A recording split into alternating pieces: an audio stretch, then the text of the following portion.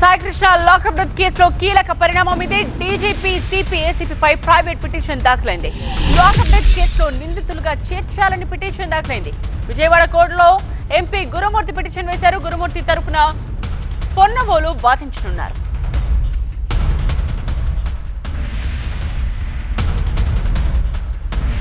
Saikrishna lockup death కేసులో ఇప్పుడు ఒక పిటిషన్, ప్రైవేట్ పిటిషన్ దాఖలైంది. డీజీపీ సిపి ఏసీపీపై పిటిషన్ దాఖలైంది. లాకప్ డెత్ కేసులో నిందితులుగా వీళ్ళని చేర్చాలని పిటిషన్లో పేర్కొన్నారు. విజయవాడ కోర్టులో ఎంపీ గురుమూర్తి పిటిషన్ దాఖలు చేశారు. గురుమూర్తి తరపున పొన్నవాలు వాదించనున్నారు.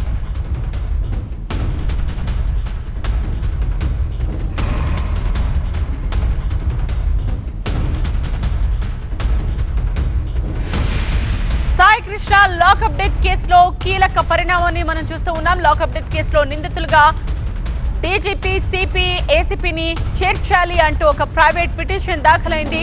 విజయవాడ కోర్టులో ఎంపీ గురుమూర్తి పిటిషన్ దాఖలు చేశారు. గురుమూర్తి తరపున పొన్నవోలు వాదించనున్నారు.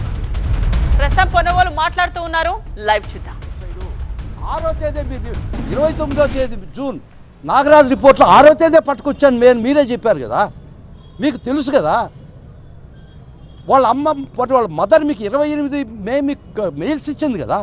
అప్పుడైనా మీకు తెలియకుండా జరిగి ఉంటే మీరు స్టేషన్ రైడ్ చేసి ఉండాలి కదా.